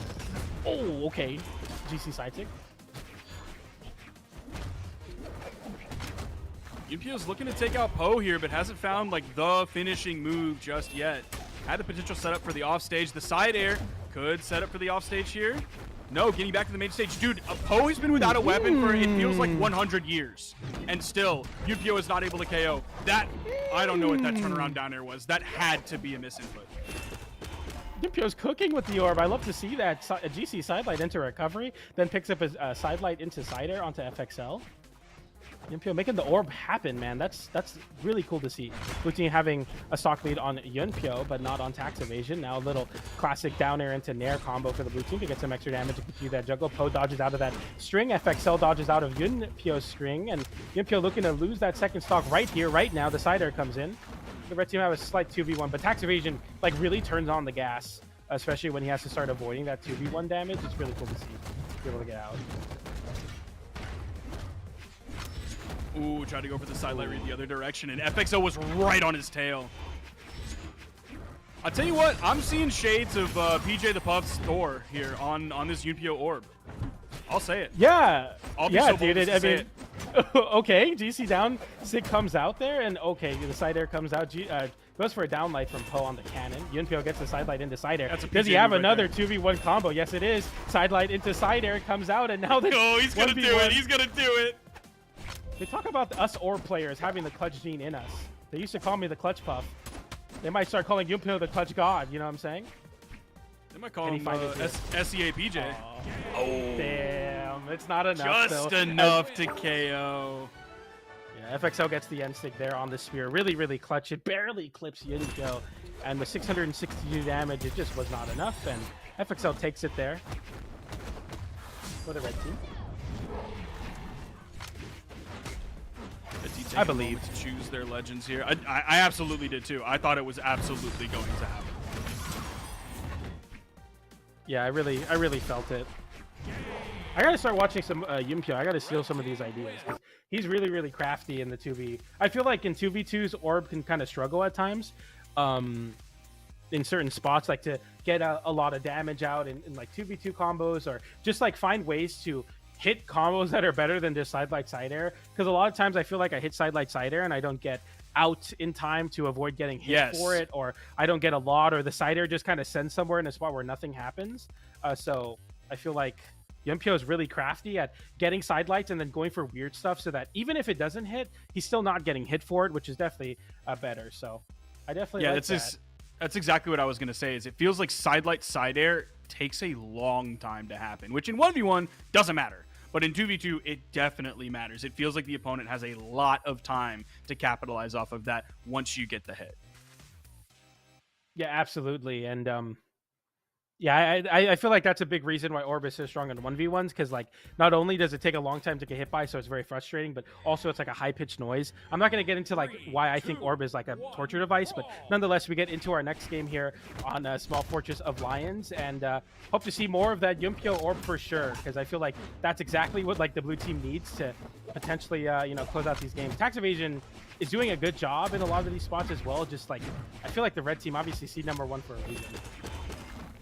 Yeah, that is something we need to bring up. This this blue team of Yumpio and Tax Evasion, they're seed 25 going into this one, and Tax Evasion is #1 on the ranked leaderboard there for, or sorry, actually the PR for 2v2 in Southeast Asia, and Yumpio coming in at number 11. So definitely punching above weight class here for Yumpio. So technically, I think that's like an oopsie in terms of the seeding. I think they were initially seeded higher than that, but like nonetheless, they're still definitely not the #1 seed of the tournament. It's not like they got dropped from the #1 seed. This is still like the best team in Middle East North Africa, and showing why they're getting the side light, or sorry, down light into. No, that was side light into side air into nair from the red team to close that one out. But Tax Evasion closes out a stock there onto FXL and tries to keep the lead a little bit closer on the red team. Side light into side air comes out, doesn't KO, but the blue team in such a commanding position here to really make up some ground. Ooh, that's not going to KO even from the middle of the stage. Okay, is he just going to look for another one? That's actually going to KO. I See if he can did put some not damage on expect the that to FXL KO. here. Yeah, I didn't think it would either. I thought he was going to have to be the side air with the active input to get the larger blast. Okay, nice side air there, but it gets a little bit of team damage. And Light sends Poe off stage, has to recover low. Tax evasion gets a little bit of a juggle going on onto FXL. Ground pound comes out from Poe. No punish from anybody. Nair comes out from Yumpio trying to get some juggle going, but you dodge into cannon. You need a side air, and that puts you in a really bad spot. Ground pound comes out from XFL, or FXL. No one punishes it. I'll tell you what, the brutality, it feels like we're watching the XFL right now. You remember that? Yeah, of course. Big football fan.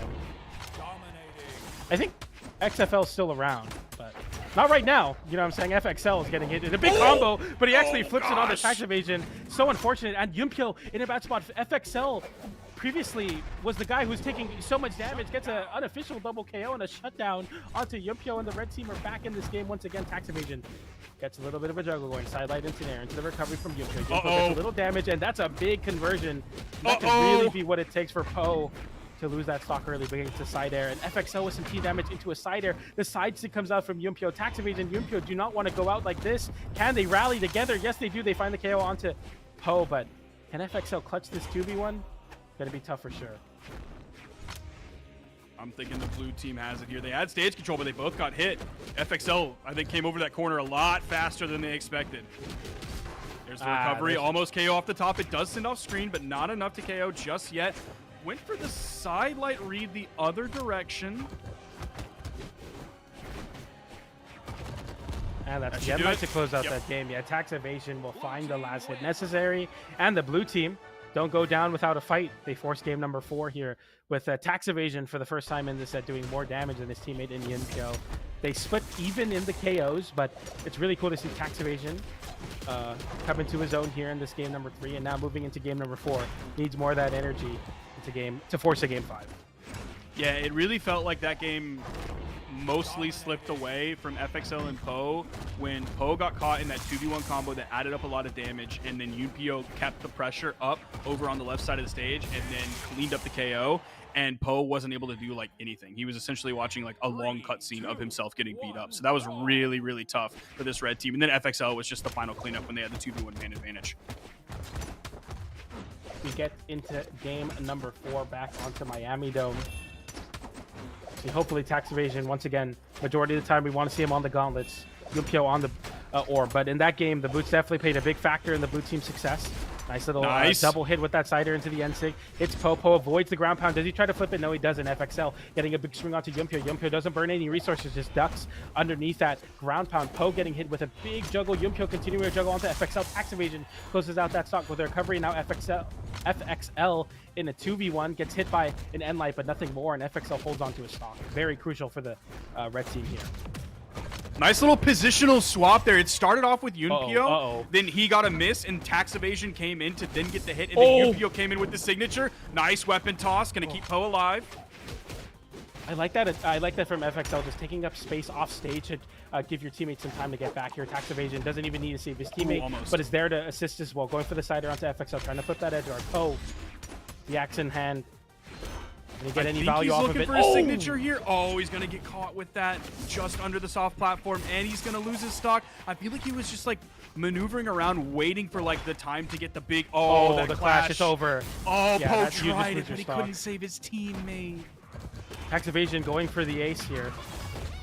Can he find it in that hit? No, he doesn't. But FXL himself in a bad spot. He does touch there with that ground pound. He still has a lot of resources actually, but FXL puts an end to that stock and gets the shutdown on tax evasion. Yumpio in a 2v1, but they don't press the issue. They just look to pick up a weapon there. And, oh my gosh! Big stock take. Can Poe make it back? Yes, he does. That's so crucial, and that's a 0 to KO onto Yumpio. And now the red team have a real chance to get back in this game. Can you get the string onto Yumpio? No, you cannot, but tax evasion taking so much damage. Sidelight into sider. Doesn't connect. FXL now in a bad spot, but gets more damage into an air. If we saw a recovery, that'll close out the stock. There's the recovery. Almost KO off the top. Poe cannot take a KO move. pivotal in the red team's chance to steal this game away and steal the set away when the blue team just started getting started here. But FXL loses that stock and Poe in a 2v1. Might all but be over as we look to see a game 5 now from the blue team. They force it. The reverse VO is potential, but it's not over yet. So does a lot of damage. We saw the 0 to KO come out from Yumpio literally in 4 hits. So if you can close out a stock and make Oh, a 1v1 happen. Oh, okay. Oh, tax evasion, saving his jump, so important. Side air, down air. Tax evasion mashes out of disadvantage. The weapon toss comes out. No dodge now as you go for a gravity cancel. Got interrupted by a weapon toss and Poe now with no cannon in hand. But does cycle back to a weapon. Double hit on that end light. Yumpio, Dude, can they're you make it back? scared. Oh, They okay. were straight up scared of Poe so much there at the end. He was so close to getting it and closing out this set. Poe had so much aura at the end of that game. We look to game number 5 to see the answer on what team is going to be facing the team in Grand Finals, the SEA team in Grand Finals. We'll see here. It's all decided here. Our first game 5 of the night. But yeah, Poe looked really good on the cannon, and that's exactly why you pick the Zol. It feels like you pick it for that 9 strength cannon that's able to close out stocks literally in a singular dodge read. We saw Yumpio lose a stock like that. Tax evasion almost fell victim to the same tricks, but didn't. And just that one jump instead of dodge was so crucial in not losing the game. Because if Poe gets that 0 to KO, it feels like Poe just had all the momentum to win that game. But nonetheless, we won't know what happens. All we know is this game will decide who moves on to Grand Finals. Let's see if Poe can keep that cannon momentum going into this next game here. How much damage did FXL do? See, yeah, FXL did 450 damage, so still fantastic. Yeah. As well, keeping up with pretty much everybody else. Like tax evasion did 583, but like Yumpio also only did 277. Part of which is because Poe was able to grab that 0 to KO. We're far past the stage where you're winning because the other team played bad. It's just who plays better at this point.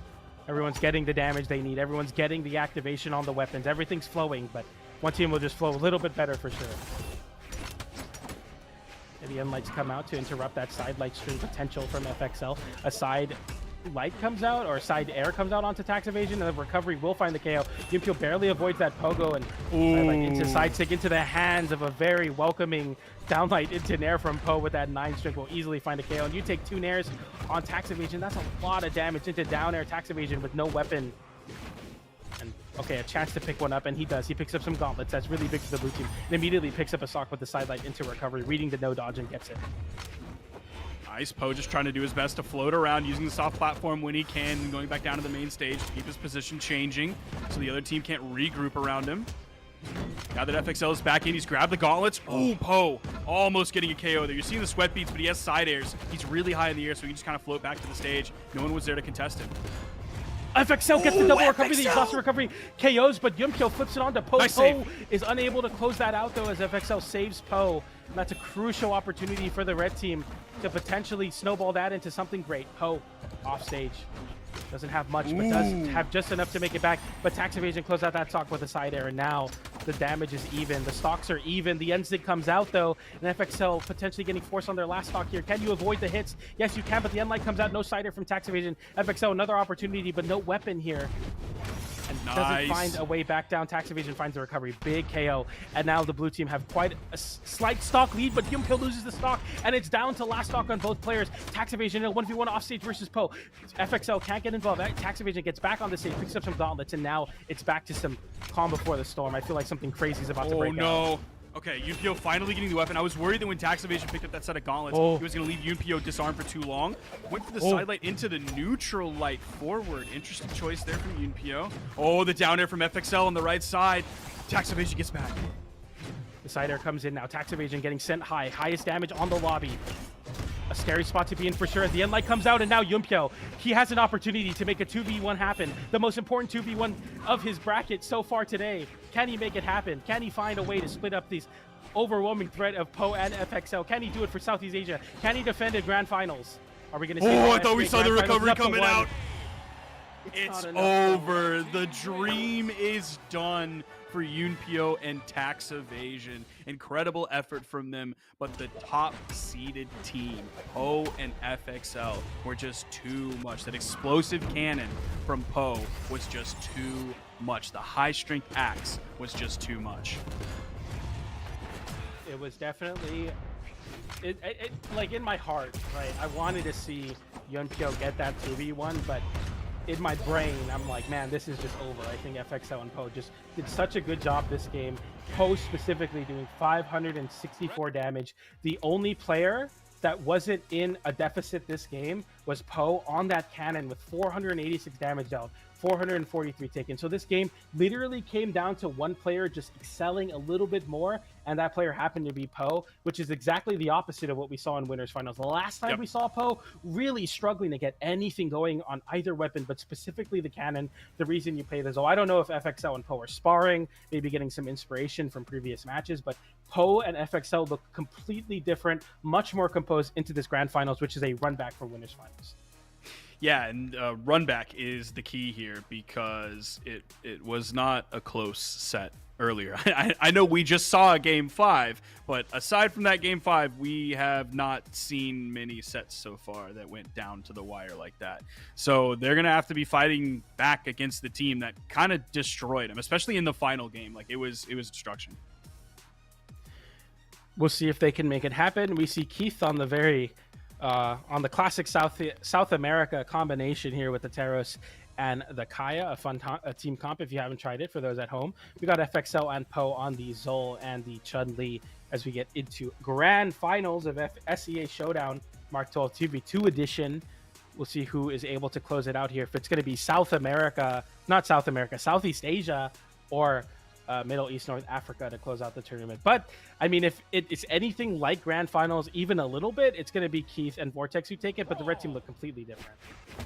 And we also kind of have similar schools of thought in terms of legend picks on both sides, right? You have like the heavy hitter, which is the Teros from Keith and the Zol from Poe. And then you also have like a legend that you can just kind of throw signatures out on. Very strong signature kit, very safe signature kit coming from the Kaya. And then of course the Chun-Li pick. Yeah, for sure. And having like a very poke, like heavy kit on the Kaya is going to be very good at hopefully saving your teammate from getting put in the blender, especially when Poe gets going on the cannon. Downlight into side air comes out from Keith. Another downlight into side air. He closes out another sock downlight into side air. The blue team love that combo for sure. You're happy to see that as Poe's barely able to make it back with the sweat beads. They go for the 2v1 onto FXL, but FXL dodges downwards. Downlight into side air once again from Keith. All he needs to do is hit that combo over and over again, and they'll win the tournament. Yeah, just thinking about like the explosive power that Poe's cannon has shown us so far, and then thinking about like, oh yeah, Keith just kind of like demolished that with hammer earlier. Like it wasn't really a problem for him whatsoever. We were already seeing like Keith's hammer do really well this game, and like the damage it can output, the strength it has, it's so scary. Nice downlight into sorry, not downlight ground pound. Downlight into Nair from Poe to close out that stock on the Keith. FXL getting caught in his signature there. You were briefly in a 2v1, but it didn't really mean much. Vortex avoiding all of the cannon shenanigans. And Poe kind of similar to the previous set between these two teams, really floundering on the cannon. Nice stock from FXL to trade that out. Downlight into Cider. Keith going for a ground pound. He doesn't get punished for it. Downlight into downer. Keith doing so much on the hammer right now. Ooh, almost got that neutral air. Poe's still not able to land though. Catches. See, that right there. That is just so much damage. You hit a stomp sayer one direction, it feels like Keith is always ready to throw out a stomp sayer in the exact other direction, hit the other teammate, and you're doing like a gorillion damage. Sidelight comes out, goes for the Nair there, doesn't find it. Poe getting the sidelight into side air. Vortex. I mean, really good at avoiding getting that hit by a 2v1 combo. FXL looking to close out that stock onto Keith, but Keith makes it back somehow. Vortex getting the side air onto his own teammate. Chase dodges into the safety of Keith. Keith gets to pick up a weapon though, so he's really floundering here. Down air, downlight into the N-Sig doesn't convert into Poe's damage. Poe once again dropping another crucial conversion on the cannon. Is that going to cost the red team in a big way? Poe once again missing a signature. The side air comes in from Keith. It doesn't KO, but that will, and now it's a 1v1. It comes down to this, and Vortex just lets it rip with the side sig and takes game number 1 for the blue team. And that's exactly what I was talking about. A safe signature that you can throw out. Vortex was ready to throw that out, and he had it at the right time, and it gets the KO. And even though he did only 383 damage, he still got the final KO of that game, helping secure it. And it's Keith, dude. It's Keith doing 725 damage. Another massive high damage game from Keith and his hammer. I wish we could see, like, if I could, like, pick the number for just how much downlight Cider did, because I feel like he hit, like, 12 downlight Cider, so he probably did, like, 400 damage, like, just off of downlight Cider, it felt like, and it was crazy. And, hey, sometimes you need, especially when, like you were saying, in the team compositions, when your guy that's supposed to do all the damage with the normals does all the damage compared to Poe, who just wasn't able to get that confidence, you're definitely going to win those games because Taros will just do so much damage and KO so early.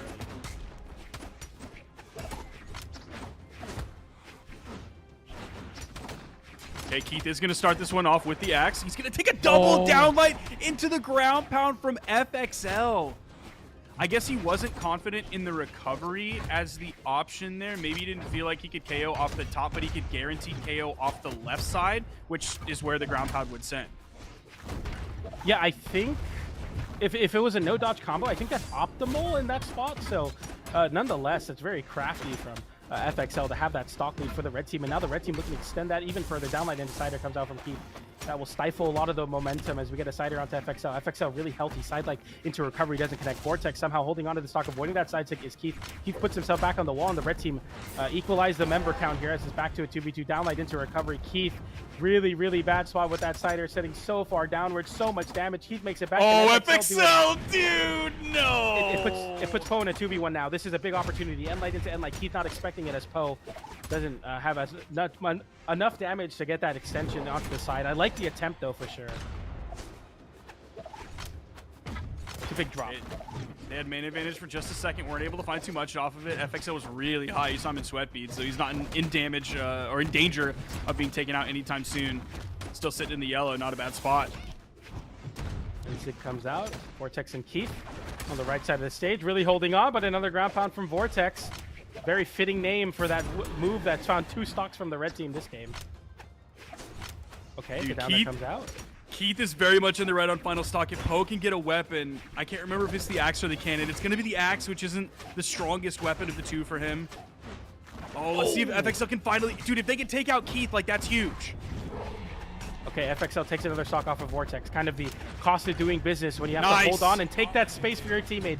Vortex in the 2v1. It looks all but over for this game. Toss. Downlight. Side air. Nair. Sorry, side light. Nair. Putting Vortex off stage. FXL trying to get some damage going on the gauntlets off stage. Nair into nothing from Poe. Poe has yet to really hit a big follow-up. The down air will reversal. And now Poe in a 1v1 for a little bit of time. You just got to stall time to get your teammate back and get him a weapon. And FXL will do just that. I put Vortex in a bad spot off stage. Down layers. Side airs. It's poking. The big pokes come in, barely makes it back. I thought we were going to see a side air. That seems to be such an easy layup, but he doesn't go for it at all. Nice turnaround there. Instant weapon pickup, and he's back in the fight against Vortex. Goes for the sidelight into the GCD Sig. A rare option coming out from a Chun-Li player there. Normally, you go through like the whole gamut of things where you do the sidelight in the same direction you were facing, sidelight in the opposite direction, then you'll do like the wait, the delayed recovery, and then you do like the instant recovery. But no, just trying to grab the D-Sig. You have picking up on 2 sides. You can pick up a little bit above. You can also pick up the beginning part of it stacked as well. So it covers a fair number of dodges there, and that's what he wanted to go for to get the KO. FXL doing 5 KO, 700 damage is so crazy, man. Oh my gosh, I didn't know he did that much, man. 460 on gauntlets, 239 on spear. FXL had spear for 27% of the time, doing 239 damage and taking 9. FXL on the spear was impossible to deal with, apparently. He took 9 damage. I've never even seen that number. Okay, well, Poe somehow took 0 damage unarmed, and he had unarmed 11% of the time. He did 0 damage. That might be a visual bug, but I definitely know for a fact that that 9 from FXL is real, and that's crazy. We go to Suzaku Castle. What a counterfeit. Oh, yeah. Against the Taros here. That's bold move. Bold choice. I do not know how this one is going to play out, man. Helmet into side sig. You're already like halfway. That's exactly what I'm worried about, is those side sigs reaching off stage and KOing super early on Suzaku. Platform fighter players love to talk about how small stages are like such a great thing, but they have yet to meet Taros. You know what I'm saying? Like, this is like exactly the scariest character in maybe any fighting game ever to find yourself on a small stage against, because that Nair will KO Poe in a pretty tough spot. And Keith's like, I'm just sticking a hammer this whole game. Yeah, I think he absolutely should. His hammer definitely outshines his axe. Not that his axe is bad by any means, but his hammer is definitely the star of the show. Instant side light or D-light side air. You're in KO range, man. It's already looking potentially at the sunset of your stock, and it is. As the blue team, why did we let him go here? It's too much. It's just don't go here versus Teros and Kaya. Kaya will live forever. Teros will KO you always. Poke hits out that stock with that recovery, and Keith flips nice. it. Big flip. Oh, can FXL make it back? Yes, he does, but he takes some damage for it. Poe gets the side fight into the recovery, and okay, 2v1 combo. DI? What? DI. How could it can't be DI? There's only one cannon. Did he hit 2 downers? I don't. Maybe I have no idea. he had to have. He had to. Yeah. Have. We'll have to see the replay for that. Hopefully, Sandwich's not locked asleep in at the on wheel that. right now. All right, side light into the nair. Poe getting juggled. Goes for the ground pound, gets hit with a recovery. Holding on to this stock. Okay, just goes for the N-sig. I mean, red team's doing a decent job of fighting their way back into this. Like, the neutral sig, unfortunately, is not going to KO there. That would have been the start of something beautiful. That one will. Nice dodge. Following FXL's movement as well. So the FXL would have to expend crazy amounts of resources to continue that after that whiff on the side air. He's getting flipped in the situation here. Poe closing out that stock. Wait a minute, a chance now. They got to do something. He doesn't have 2v1. hammer. They got to do something here. But the axe is just such a good defensive tool, and we flip it there. But a double connection on the side sig, but no nair off the downlight. And the blue team look to put this one away. It's all but a formality at this point as FXL, I mean, would have to do something crazy, but it might probably not enough. The side air comes in. FXL, can you make it back to the stage? Gets the side air there, but Keith is inevitable with the D-light into side air, and we go to game 4 with the blue team taking what seemed to be a gifted game on Suzaku Castle. Dude, he's holding up Chun-Li's head and saying, "I am an inevitability." I don't remember the exact. I'm sorry, guys. It's just he said inevitable, and that triggered something in my brain with the Matrix. I'm sorry, guys. It's late. I was supposed to be in bed 2.5 hours ago, man. Some would say we're in the Matrix right now. We maybe always are, and always. That's what it have been, feels like, man. Especially with all of our online presence and how we have thousands of hours of our voice out there. We're part of the Matrix in a big way, and we're part of the reason some people are stuck in the Matrix with us. But we wouldn't want you in any other part of the Matrix than here in Grand Finals, potentially the last game of the tournament on Small Fortress of Lions. If the blue team, sorry, yeah, if the blue here we team go. close it out here. Here we go. The FXL swap over to the Teros. Here we go. Let's see what he's got for us. We gotta played not well do this, last man. time. No, he played well last time. I mean, he didn't win, but he still played well. He played better than the previous games once he made the swap. That's true. All right, Okay. prove me wrong, FXL. I'm all for it, man. I'm all for it here. The red team. Dude, what a lead. Oh my gosh. Yeah, this is like a man. It's like when you're down 30 at the halftime, you're like, we could always do it, guys. Any given Sunday, in your heart, you're like, there's always next week, coach. Yeah. They're a division opponent. We play them twice. Side air into N6 though from the blue The team. next It's not time- FXL stays. Okay. The next time Patrick gets KO'd, look at the top of the screen and look at his face. It looks real funny. Oh, yeah. I remember. Okay, side air comes out. End light from Poe. Nice. FXL, dude. FXL's on demon time. I don't know if that's the right usage of that word, but it feels like it. I mean, this is crazy. I think it like quite literally for me right now is demon time. I can't remember what Zipmaster Flex told me what demon time was, but I feel like it's 2:30. Side air comes out. Vortex side light on the blue team. Like, man, why did we give him the idea to go to Teros? Maybe he should have played something bad. Oh, I'm sorry. 3 a.m. to 4 a.m. is demon time. So it's in the East Coast. East Coast demon time. Yep. Okay, the down air comes out. Poe goes high with the recovery. He doesn't get punished. Done.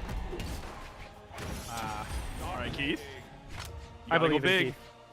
We're the believers in the chat. Let yourself be known. I'm sorry. I'm not a believer here. The way FXL is playing off of this Terra swap, I am not a believer here. This is the Southeast Asia champion, dude. He's the champion of the region, looking to defend his region from the MENA team, the #1 seed of the tournament. Yeah, I gotta rep the Mina boys. Sometimes the king has to put on the old armor and lead the vanguard. You know what I'm saying? Sometimes he's got to be the first one in, last one out. And Keith looks to make No it way, happen no way, no on the way. FXL. Oh my Oh, god, that would be dude. so stupid. They give us nothing in Brawlhalla, dude. They don't give me anything, man. That would have been crazy. Dude, That's after a your little Castro moment. diatribe, look, I wanted that for you. You earned that. I'm gonna say it. You earned it. Recovery comes out. Dude, I'm checked out, man. Let's go to game 5, dude. Keith through, dude. I don't know. Keith through it all, dude. You folded real quick. You were a believer, and then all of a sudden, you folded real quick. It's a good try. All right, here we go. Nice movement. Oh wait a minute. Keith is like healthy though. Like, it's winnable, dude. Yeah, and sometimes the king has to retreat from the vanguard and then rally his troops again. Oh, now you're back? Oh, okay, you're back. All right, cool, man. It's so over. We're so back. Yeah, we get it.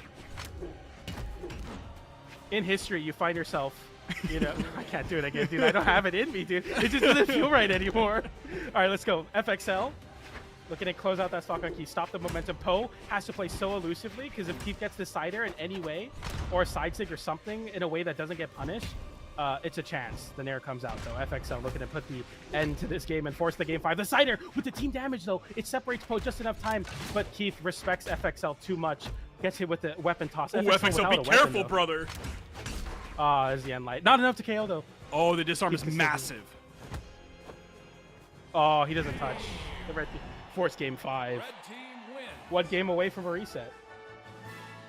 The Taro swap, baby. 5 KOs, 649 damage, took 507 as well. It's the Taro show. It's literally the Taro show because on the other side, Keith got 3 KOs compared to Vortex's 1 and did 700 compared to Vortex's 237.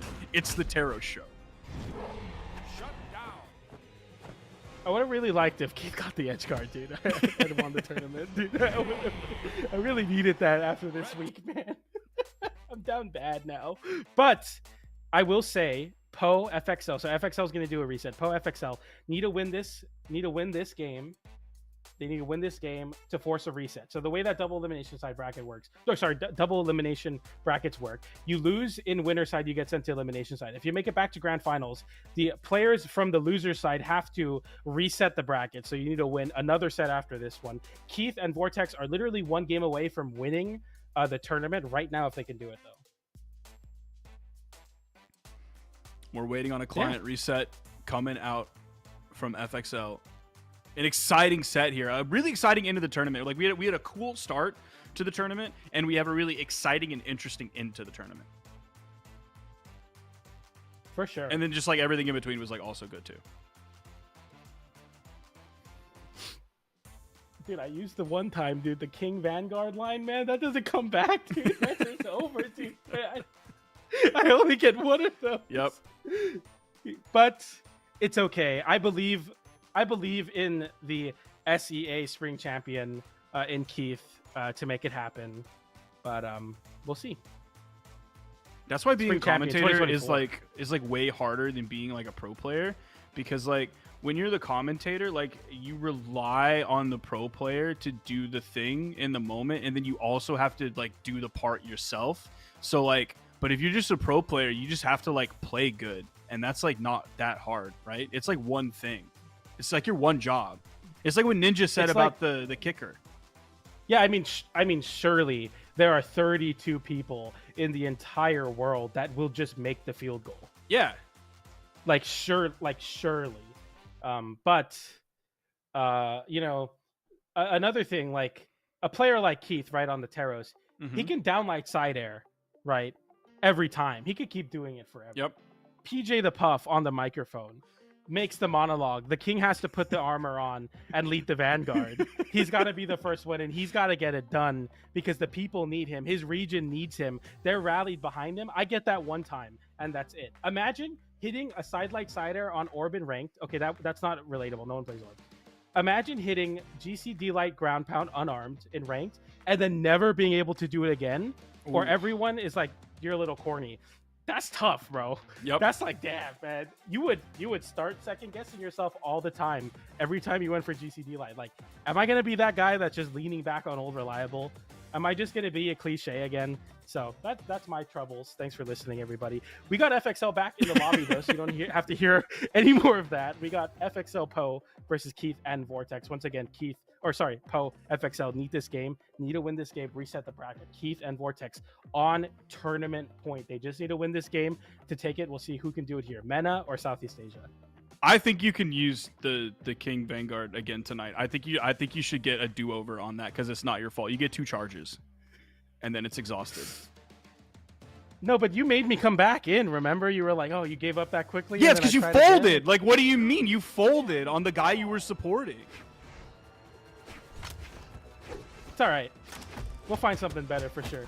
We're here on Western Air Temple, a scenery swap for potentially the last game of the tournament or the last game of this set, no matter which way you cut it. We might be going to a next one, though. We'll see Keith and Light onto FXL, and the King returns to his throne here. Sorry. Recovery into ground pound doesn't connect, though. Poe gets the cider there. Recovery comes out GCM, the SIG from FXL, and kind of pandemonium from both teams as they trade so many blows here, and they're quite significant at that. They're sending each other quite far. Downlight into Cider comes out, and the first strike goes to FXL. The King Slayer, if you will. Downlight into Cider doesn't connect. No conversions. This is tough, but Keith lands back down with an Ed Sig. It doesn't KO on FXL. The red team hold on. Okay, FXL, man, he's burning a dodge to a GC sideline all the way at the top of the stage, so he's feeling confident enough with his unarmed gameplay before landing back to the stage, grabbing the axe. He hits a neutral light on both Vortex and Poe. Poe turns around, oh my gosh! Gets the KO. He's going to lose his stock for it. In the meantime, Keith did get a KO onto FXL, but that was a great trade for Poe to be able to grab that thing just out of nowhere. He materialized a KO out of nowhere. So crucial that the red team aren't both getting hit in those team combos that can lead to so much damage there. Somehow, FXL is just picking the right defensive options. Nice nair onto Keith. Keith getting disarmed and already potentially on last hit there of their stock. Okay, that's the nair. That's pretty big. Side stick comes out.